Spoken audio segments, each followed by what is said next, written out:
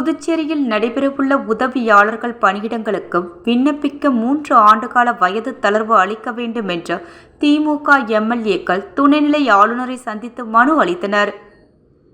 புதுச்சேரி மாநில திமுக அமைப்பாளர் சிவா தலைமையில் திமுக எம்எல்ஏக்கள் ராஜ்நிவாசில் ஆளுநர் கைலாசநாதனை சந்தித்து மனு ஒன்றை அளித்தனர். அந்த மனுவில் புதுச்சேரியில் கல்வி வளர்ச்சிக்கு அளித்து வரும் ஊக்கத்தின் காரணமாக ஆண்டுதோறும் ஆயிரக்கணக்கான பட்டதாரிகள் வெளிவந்து கொண்டிருக்கின்றனர். அவர்களுக்கான வேலைவாய்ப்பு என்பது மிக சொற்பமாக உள்ளது. அரசு துறைகளில் வேலைவாய்ப்புகள் இருந்தும் முறையாக பணியாளர் தேர்வு வாரியம் இல்லாததால் குரூப் பி மற்றும் சி பணியிடங்களுக்கு காலத்தோடு பணியாளர்களை தேர்வு செய்ய முடியாத அவலம் தொடர்கிறது. குரூப் பி பணியிடங்களுக்கான பொதுப்பணித்துறையின் இளநிலை பொறியாளர் மற்றும் ஓவர்சீஸ் கல்வித்துறையின் பட்டதாரி ஆசிரியர் மற்றும் விரிவுரையாளர்கள், நிர்வாகத்துறையில் உதவியாளர் போன்ற பதவிகளுக்கு இவ்வாண்டு அறிவிப்பு செய்யப்பட்டுள்ளது. இந்த அறிவிப்பு 10 ஆண்டுகளுக்கு பிறகு மீண்டும் தாமதமாக வந்துள்ளது.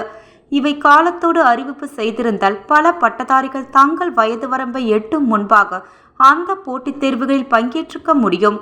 குறிப்பாக உதவியாளர் பதவி இவ்வாண்டு தான் முதலாக நேரடி நியமனம் மூலம் நிரப்பிட அறிவிக்கப்பட்டது. இதற்கு நூற்றுக்கணக்கான பட்டதாரிகள் ஓரிரு வயது அதிகமான காரணத்தினால் விண்ணப்பித்து போட்டித் தேர்வில் பங்கேற்க இயலாத நிலை உள்ளது. எனவே நடைபெறவுள்ள உதவியாளர் பணியிடங்களுக்கு விண்ணப்பிக்க 3 ஆண்டுகால வயது தளர்வு அளித்து புதுச்சேரி பட்டதாரிகள் பங்கேற்கும் வாய்ப்பை உருவாக்கி தர வேண்டும் என்று அந்த மனுவில் குறிப்பிடப்பட்டிருந்தது.